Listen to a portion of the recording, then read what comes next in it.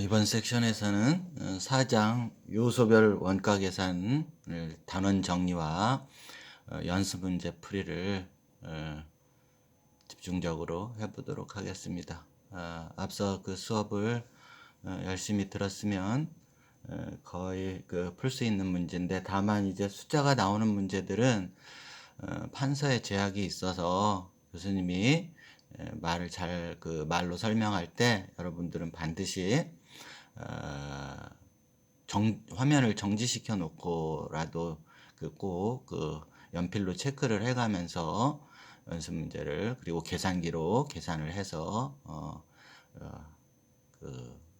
금액을 산정해내는 과정을 꼭 해보기를 권장을 드립니다. 자, 첫 번째 선택형 문제 1번. 제품 제조원가의 3요소를 바르게 나열한 것은, 이 부분은 쉽죠. 그래서 뭐라고 정의를 내리냐면 재료비, 노무비, 제조 경비, 이렇게 정의를 내렸습니다.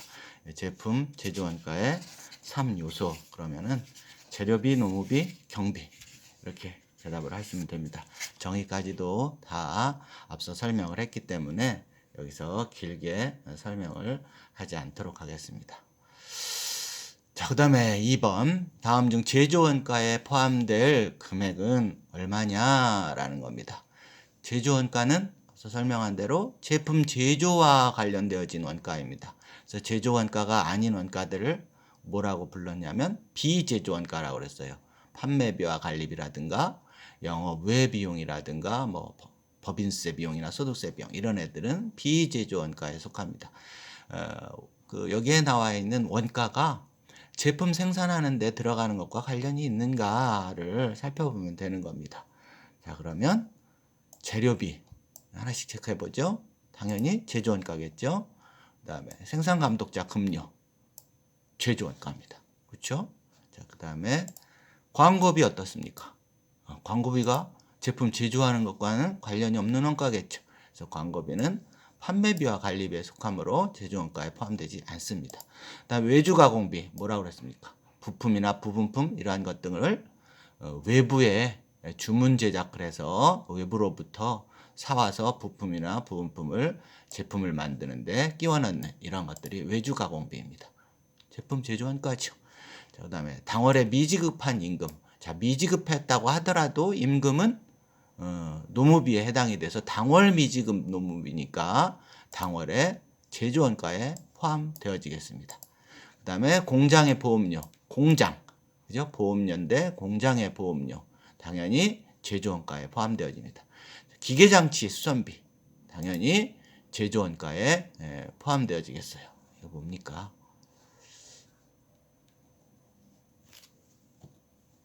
자, 얘가 떴어요. 이게 지금 온라인을 하다 보니까 뭔가 화면에 뜬 겁니다. 신경 쓰지 마시고. 자, 그 다음에 영업사원 급료입니다. 영업사원 급료는 제조하고는 관련이 없겠다. 그래서 얘는 판매비와 관리비에 속합니다. 따라서 요 8개의 원가 나열된 것 가운데 광고비와 영업사원의 급료를 제외한 나머지 것들을 잘 더해보면 답이 나옵니다. 자, 해답을 보면 얼마라고 되어져 있냐면 합계를 쭉 내보면 1번에 430만 원 이와 같이 되겠습니다. 됐죠? 자, 그 다음에 다음 자료에서 당월의 재료 소비액을 구하면 얼마냐라는 겁니다. 재료 소비액은 어느 계정에서 구한다고요? 네, 재료 계정에서 구한다고 그랬습니다. 그러면 재료 계정을 이렇게 T자로 이렇게 그리는 겁니다. 자, T자로 그려서 월초 재료 재고의 왼편에 위에다가 써보세요. 200만 원. 그리고 당월에 재료 매입한 금액 역시 왼편에 500만 원이 적히겠다. 자, 그러면 200만 원과 500만 원이 합해진 금액이 우리 기업이 이번 달에 사용 가능한, 소비가 가능한 재료 금액 총액이 되겠다. 그것으로부터 얼마인가를 소비했는가를 볼랬더니 여기 얼마가 남아있는가를 파악해 온 겁니다. 재료가. 그랬더니 월말에 재고액이 150만 원만큼이 남아있더라라는 겁니다. 자, 얘는 재료 계정의 오른쪽 밑에 차월 2월 할 금액이 된다는 뜻이죠. 자, 그러면 700에서 150을 뺀 550만 원. 요게 당월의 재료 소비액이 되겠다. 나머지 제공품이나 제조원가 뭐 이런 애들은 다음 과정에서 이제 원가가 흘러가면 나타날 부분입니다. 그렇죠? 제공품 계정의 얘기죠, 애들은. 그래서 이 세 개, 앞에 세 개를 가지고 재료 소비액을 구할 수 있습니다. 자, 그럼에도 불구하고 이런 애들은 왜 출연을 하느냐? 교수님이 늘 얘기하듯이 여러분 헷갈리라고 이렇게 이런 애들 그 문제를 푸는데 필요 없는 이런 그 수치들을 이렇게 꼭 포함을 해서 적어줍니다. 이런 그 설명을 교수님이 가끔씩 이제 했던 부분이 되겠죠. 자, 그 다음에 자, 문제 3의 자료에 의해서 당월의 제품 제조원가를 구하면 얼마냐라는 겁니다. 제품 제조원가는 제공품 재고액에서 구할 테니까 제공품 계정을 또 이렇게 T자를 설정해 보세요. 그래서 월초에다가 100만 원을 집어넣고 그 왼편에 위에 그다음에 당월 제조원가 900만 원을 집어넣습니다. 그러면 총 제조원가가 1000만 원이 되어지는데 월말 제공품 재고액이 250이라고 하니까 1000만 원에서 250을 뺀 750만 원이 이 문제에서 4번에서 묻고 있는 제품 제조 원가가 되겠네요. 그죠? 자, 이런 문제는 풀이에는 이렇게 산수 형식으로 늘어났지만 여러분 회계를 배우니까 이렇게 T자 계정을 설정한 다음에 T자에 어느 위치에 그 위치를 하는가 얘를 잘 살펴보면 그 문제를 다뤄낼 수 있습니다. 무슨 얘기냐면 제공품 계정 이렇게 했던 데를 가볼까요? 자, 어디에 있냐면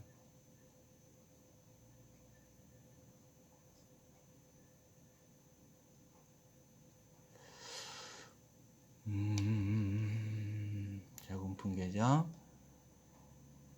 자, 요 부분입니다. 계정으로 지금 보여지지 않았지만 이렇게 T자라고 이렇게 한번 생각을 해보면 기초 제공품 그리고 당월 당기 총 제조원가의 총 제조원가란 말이죠. 그것이 완성된 애와 미완성된 애 이렇게 나뉘어지는 요 흐름을 말하는 겁니다. 자, 요거 그죠? 기초 제공품 재고액 여기 적히고 왼쪽에 당월 총 제조원가가 적히면 총 제조원가에서 기말 제공 월말 제공품 재고액을 빼면 당월 제품 제조원가 이런 흐름입니다. 되죠? 네. 자, 그 다음에 5번 재료의 가격이 계속적으로 상승하는 경우 재료 소비액을 높게 평가하는 방법입니다. 이것은 이제 방법은 뭐냐 물어보는 건데 이거는 그 전에 왜 재무회계에서 상품의 상품 가액이 즉 인플레이션 시 뭐 이런 거 배웠었잖아요. 그지? 재무회계에서 상품 가격이 계속 올라갈 때 매출원가는 어떻게 되고 기말 상품 재고액은 이러한 방법들을 택했을 때 어떻게 변해가는가 이런 흐름입니다. 자, 그러면 5번에 재료 가격이 쭉 상승을 한다면 재료 소비액이 가장 높게 평가되는 방법은 나중에 들어온 것이 먼저 팔렸다라고 한다면 뒤에 가격이 비싼 가격으로 왔더래겠죠. 그래서 답은 후입선출법이 되어지는 겁니다. 후입선출법을 택하면 비싼 가격으로 사들여온 애들이 소비되어 있고 그리고 앞에 싼 가격으로 사온 애가 재고로 남아 있겠다. 그죠? 그래서 재료 소비액이 가장 높게 하는 평가 방법은 후입선출. 반대 문제는 재료 소비를 가장 낮게 한다고 이렇게 문제가 나오면 선입선출법이 되어지고 평균법은 그 사이에 있는 그러한 방법이 되겠습니다. 자, 그 다음에 월말 재고액이 시가에 가장 가까운 방법. 월말 재고액이 가장 시가. 자, 그러면 월말 재고액이 나중에 사온 애가 남아있는 애로 판단을 하는 방법을 택합니다. 그러면 순서대로 다 재고가 팔려나갔거나 들어갔거나 투입됐거나 한다면 앞서 가격들이 이미 다 판매되었거나 모든 제공품이 되었거나 이럴 텐데, 가장 최근의 원가로 평가되는 방법이라고 한다면 따라서 선입선출법이 뒤에 사온 애들이 가장 최근의 원가로 재고를 나타내고 있겠죠. 뒤에 있는 애들이 남아있을 테니까. 자, 그런 방법이 4번이어서 6번은 답이 선입선출법이 되는 겁니다. 되셨죠? 자, 그 다음에 다음 자료에서 노무비 소비액을 구하면, 당월 노무비 소비액 구하는 것, 전 시간에 현금으로 소비한 것, 당월의 미지급, 그다음에 전월 선급액은 더하고, 그리고 전월 미지급과 당월의 선급한 금액은 빼라. 이런 흐름을 교수님이 5개의 사례를 순서대로 들면서 설명을 했었습니다. 자, 거기에 따라서 요것도 역시 이렇게 T자 계정을 그려놓고요. 노무비 해놓은 다음에 당월 현금 지급 노무비 차변에, 그죠? 그다음에 전월 선급 노무비 이것도 역시 차변에 왼편에, 그리고 당월 미지급 노무비 이것도 왼쪽에 차변에 이렇게 셋을 더합니다. 550, 그다음에 80, 그다음에 70만 원을 더해서 차변이고, 자, 요 550만 원 현금으로 지급한 것 가운데 전월분 갚은 것과 당월에 차월분은 선급한 것, 요 160만 원이 있더라라는 겁니다. 자, 그러면 요 세 개를 쭉 더한 다음에 쭉 더하면 얼마가 됩니까? 550에 800 더하면 80 더하면 630에다가 700으로부터 160을 빼면 답은 3번에 540만 원이 되겠다. 자, 이런 문제는 7번 같은 문제는 각종 자격시험이나 이런 데서도 아주 자주 출제되는 문제이므로 공부를 꼭 반드시 공부를 해두면 되겠습니다. 자, 이 8번도 경비로만 바뀌었고, 위에 7번에 있는 노무비 소계획을 계산하는 문제하고 동일한 문제입니다. 자, 말만 간단히 할 테니까 여러분들이 숫자를 대입해서 계산을 해보기 바랍니다. 전월에 선급한 경비, 당월분이겠죠. 그래서 더합니다. 당월에 현금으로 지급한 경비, 당월로 일단 더합니다. 그리고 당월에 미지급한 경비, 역시 여기까지 당월분으로 포함을 시킵니다. 그런데 요 340만 원 가운데 당월에 차월분을 미리 선급한 부분이 있대요. 빼야 되는 겁니다.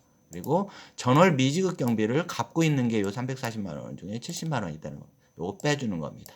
그래서 요 셋을 더하고 요 뺀 답이 되겠습니다. 자, 그러면 8번의 답은 얼마가 될 거냐면, 아마 이렇게 셋을 더하고 요걸 빼면 1번에 300만 원이 계산한 답으로 나타나게 될 겁니다. 자, 그 다음에 일정 기간 동안에 제품 제조 원가와 매출 원가가 서로 일치할 때는 언제냐라는 겁니다. 자, 이럴 때는 제품 제조 원가하고 매출 원가 이런 얘기 나올 때는 이게 제품 계정을 설정해 놓고요. 제품 계정을 일반화 시키는 겁니다. 이렇게. 그래서 뭐라고 하고 있냐면 제품 제조 원가하고 매출 원가가 서로 일치한다는 겁니다. 자, 그러면 제품 계정에 당월 제품 제조 원가는 제공품 계정에서 이렇게 완성된 애가 올 겁니다. 제품 계정에 완성된 원가가 이렇게 제품, 그리고 대변에 제공품 이렇게 되는 완성품 원가 이렇게 오는 겁니다. 자, 그리고 그것이 모두 다 팔렸다는 거예요. 매출 원가로. 그러면 예를 들어 합계를 그냥 일정 금액만큼 여기 그냥 1000으로 놔도 됩니다. 그런데 1100으로 놔서 합계가 일치된다 그러면 전월 2월도 100원 있었을 거고 차월 2월도 100원이다 라는 뜻입니다. 즉 얘가 똑같다는 뜻은 대차가 일치해야 되니까 제품의 기초재고액과 제품의 기말재고액이 동일하다, 이런 의미인 겁니다. 자, 그러면 하나씩 읽어보도록 하죠. 기초 및 기말제공품 재고액이 같을 때, 제공품하고는 상관없겠네. 그치? 기초 및 기말 재료 재고액. 이것도 뭐 모릅니다. 재료하고는 상관없어서. 기초 및 기말 제품 재고액이 같을 때 기초 제품 재고액과 기말 제품 재고액이 같다면 뭘 의미하느냐면 당월 제품 제조원가와 당월의 매출원가가 일치한다라는 겁니다. 그래서 답은 3번이 되겠습니다. 되셨죠? 자, 여기 나온 것처럼 이런 유형의 문제는 계정에 직접 수치를 대입해서 이렇게 당월의 제품 제조원가와 매출원가가 서로 일치하도록 만들어 놓으면 이런 애들이 보입니다. 꼭 합계가 1100이어야 되는 거 아니에요? 1000 놓으면 0, 0으로 가는 겁니다. 기초재고도 없고 기말재고도 없고 1200으로 놓으면 기초재고도 200, 기말재고도 200 이렇다는 뜻이니까 기초 및 기말제품 재고액이 같다. 이 부분이 되어지는 겁니다. 자, 그 다음 10번. 다음 중 제조간접비에 포함되는 항목에 대한 설명으로 가장 적합한 것. 제조간접비입니다. 모든 제조원가를 집계하는 계정이다? 아니죠. 제조원가를 집계하는 계정은 직접비는 제공품 계정에, 간접원가는 여기 있는 제조간접비에 구하는 겁니다. 그 다음에 제조간접비도 차기로 이월된다? 이 제조간접비는 당월에 계상해서 제품, 즉 제공품 계정에 배부하고 또 다음 기에 제로에서 다시 시작하고 이렇게 되는 그 임시 계정입니다. 그래서 제조간접비는 재고가 되어져서 차기로 이월되는 경우가 없습니다. 그 다음에 3번 간접노무비는 포함되지만 간접재료비는 포함되지 않는다? 모든 제조간접비는 모든 간접비는 제조간접비 계정에 포함됩니다. 간접노무비, 간접재료비, 간접경비 모두 다 제조간접비 계정에서 집계를 합니다. 그 다음에 간접재료비는 포함되지만 간접노무비는 포함되지 않는다. 뭐 지금 3번하고 4번하고를 거꾸로 놨는데 모든 간접비는 제조간접비에 포함됩니다. 그것이 재료비든 노무비든 경비든. 그 다음에 5번째, 직접 재료비와 직접 노무비 및 직접 경비를 제외한 모든 원가, 즉 직접 원가를 제외한 모든 원가를 제조간접비 계정에 집계를 해서 제공품 계정에 배부하는 흐름을 가지고 있었죠. 그래서 10번의 답은 올바른 설명은 5번이 되겠습니다. 자, 그 다음에 11번 문제. 자, 이 부분은 역시 숫자가 나와서요. 설명이 잘 될 수 있을지 모르겠어. 교수님이 이렇게 칠판에 쫙 적어놓고서 했으면 좋겠는데, 자, 이런 문제는 역시 마찬가지로 계정을 이제 통해서 계산해 볼 수 있는데요. 자, 이거는 교수님이 풀이에 나와 있는 애를 보면서 보도록 할게요. 자, 월초 제공품 재고액이 있어요. 그러면 당월 제품 제조원가를 그 계산하는 데는 어느 계정이냐면 제공품 계정입니다. 자, 그러면 제공품 계정에 월초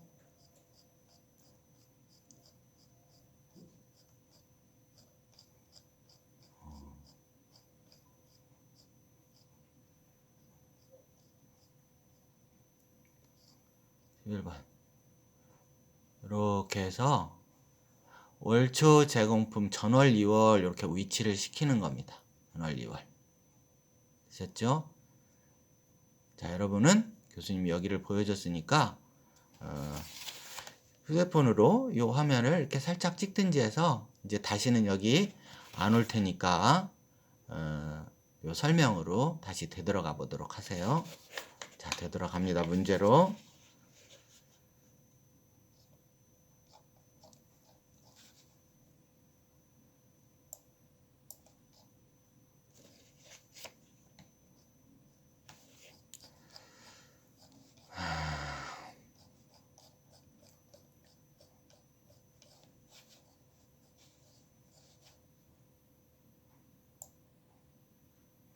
음.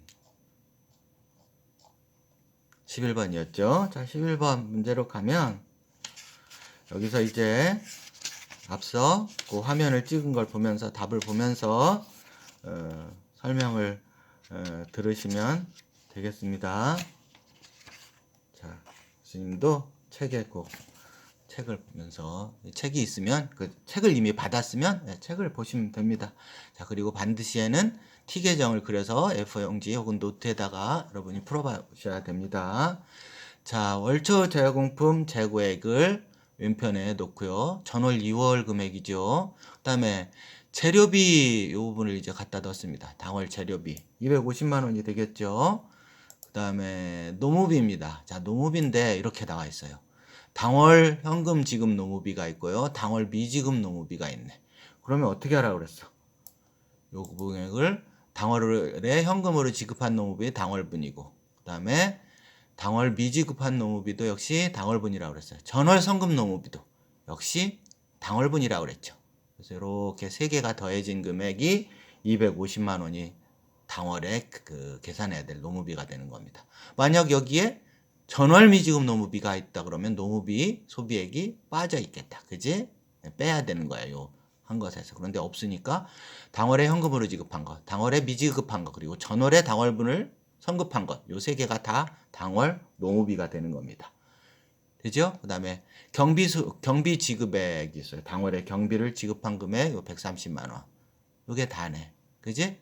자, 그 다음에 얘가 다 이제 여기까지 더해지면 재료비 250만 원, 노무비 역시 이렇게 세 개를 구해서 구한 250만 원, 그리고 제조 경비 130만 원 이렇게 더하면 월초 제공품 재고액으로부터 합계된 금액이 680만 원이 나옵니다. 자, 그런데 이 가운데 월말에 아직 미완성된 부분, 자, 이 부분이 40만 원이라는 거예요. 자, 그렇다면 680으로부터 요 40을 뺀 부분이 뭐가 된 겁니까? 제품이 된 겁니다. 그래서 재공품 계정의 제품, 당월 제품 제조원가는 640만 원인 것이 되는 겁니다. 되시겠죠? 자, 이런 문제 참 교수님이 설명하기 굉장히 어렵겠구나라는 생각이 들지. 교수님이 칠판에 T 계정을 탁 그려가지고 척척 옮겨 적으면서 계산을 해주면 나는 나대로 설명하기 쉽고 여러분은 또 이해하는 게 훨씬 더 쉽게 이해를 할 텐데 그런 생각이 듭니다. 그죠?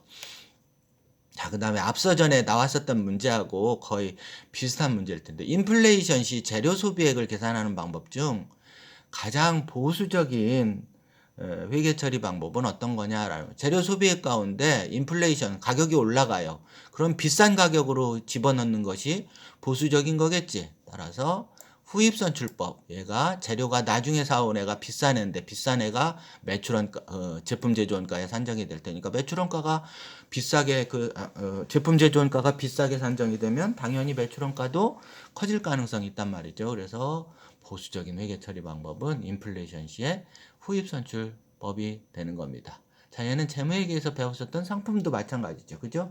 상품이 인플레이션 시에 후입선출법을 택해보세요. 늦게 비싸게 사온 애들이 팔려나가면 매출원가가 그만큼 높게 계상이 되잖아. 그럼 이익은 적게 계상이 되는 보수적인 회계처리 방법이 된단 말이야. 그런 흐름을 잘 이해하면 될 것 같습니다.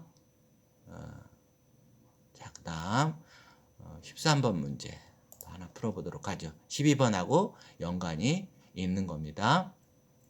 13번 실물 흐름과 정확히 일치하는 재고자산 평가 방법은 개별법이다. 자, 이것도 역시 재무회계에서 실물 흐름과 정확히 일치하는 유일한 재고자산 평가 방법이 개별법이라고 교수님이 여러분한테 이미 가르쳐 줬습니다. 하나하나 콕콕 집어서 재고자산을 평가하는 거예요.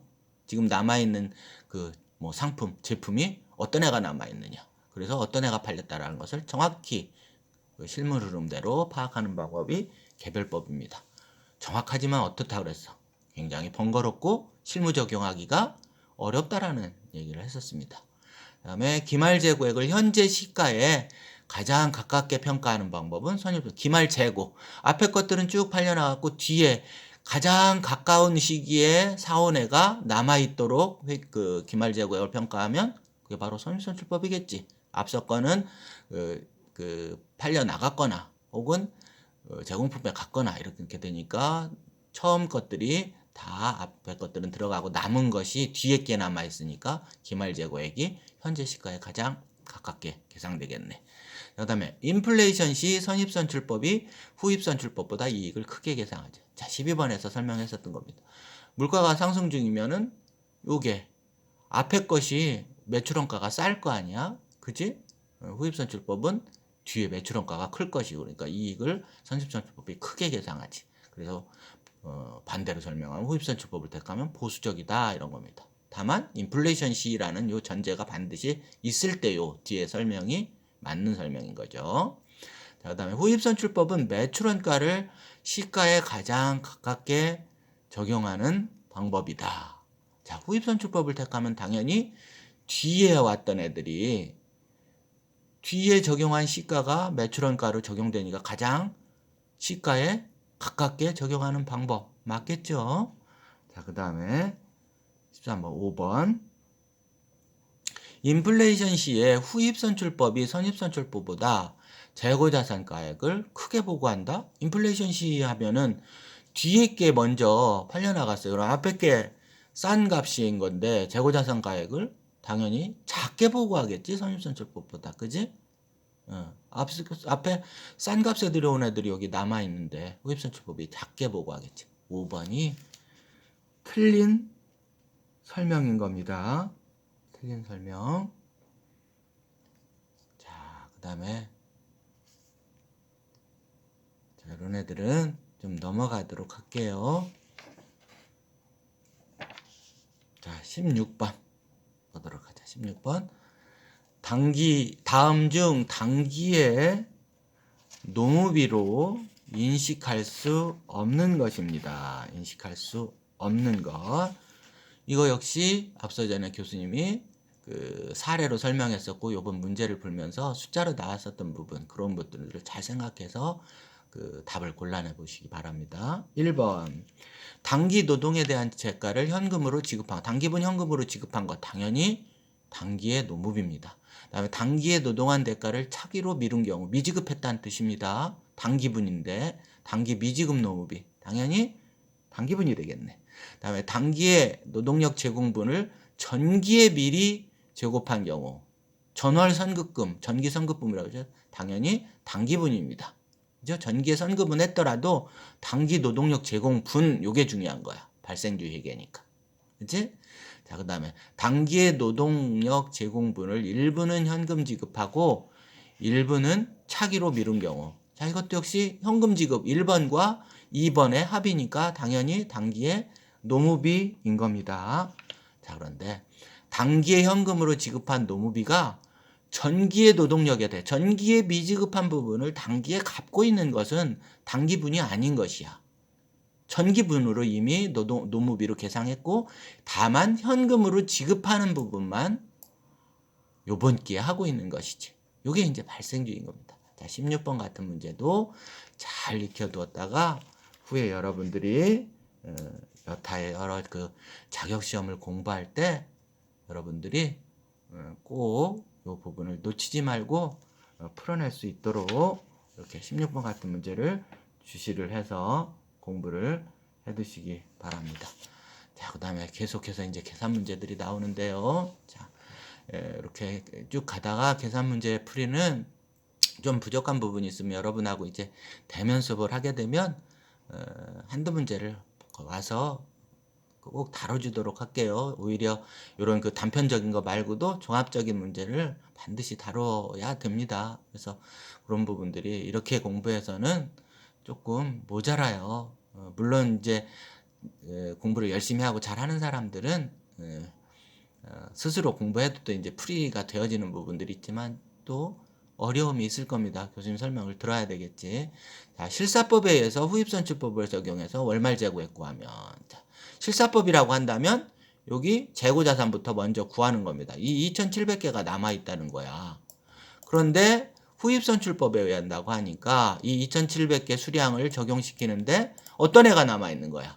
요 뒤에 입고된 애들, 15일 뒤에 입고된 애들, 얘들은 이미 다 출고가 되어지고 요 앞에 것부터 남아있다라는 겁니다. 자, 그러면 2,700개를 적용시키는데 요 1000개 1000원짜리 적용시키고 그다음에 그 다음 부분에 들어오네. 요 2000개 가운데 1700개 1100여 원을 적용시키면 요것이 월말 재고에 남아있다라고 계산하면 이게 바로 실사법에 의한 후입선출법인 겁니다. 자, 그 금액 요 부분을 구하면 얼마가 되어지느냐 하면 17번의 답은 이렇게 구하는 겁니다. 1000 곱하기 1000, 그 다음에 1700 곱하기 1100원 구했더니 17번의 답은 4번에 287만 원 이렇게 구해지는 모양이야.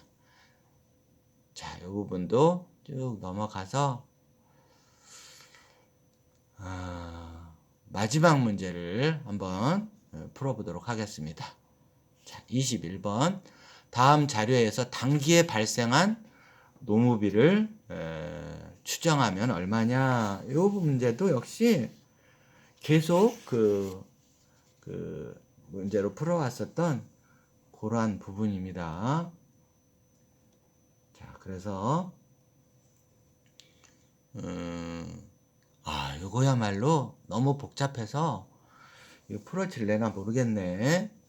자, 여기 기초재료 재고액 있고 이거 풀어가면서 해야 되는데 기말재료 재고액, 그 다음에 단기재료 매입액 요것으로부터 단기에 그 재료비 소비액으로 가야 될 금액이 요 3만원과 7만 2천원을 더한 다음에 8만 원을 뺀 얼마가 되어집니까? 그러면 10만 2천 원으로부터 요렇게 기초 재료 재고액, 단기 재료 매입액 11만 원으로부터 기말 재료 재고액 7만 2천 원을 빼면은 3만 8천 원이 재료 소비액이 되어지겠다. 그러면 재료 소비액 구해지겠지. 그 다음에 재공품 계정으로 일단 가세요. 그래서 재공품 계정에 기초 재공품 재고액 23,000원을 더하고 위에다 넣고 단기 총 제조 원가는 얼마인가를 구해보는데 기말 재공품 재고액 얘가 25,000원이에요. 그리고 단기 제품 제조 원가가 97,000원이니까 재공품 계정에 대변에 97,000원이 더해야 되겠다. 그래서 재공품 계정의 합계 금액이 경비 발생액까지 모두 다 더해서 보면은 이 금액이 97,000원과 25,000원 요 부분 두 개를 더하면 12만 2천원이 나오겠다. 자, 그러면 기초재공품 재고액은 2만 3천원이니까 단기 총제조원가를 얼마로 구해낼 수 있냐면 12만 2천원에서 2만 3천원을 뺀 99,000원이 구해져요. 99,000원이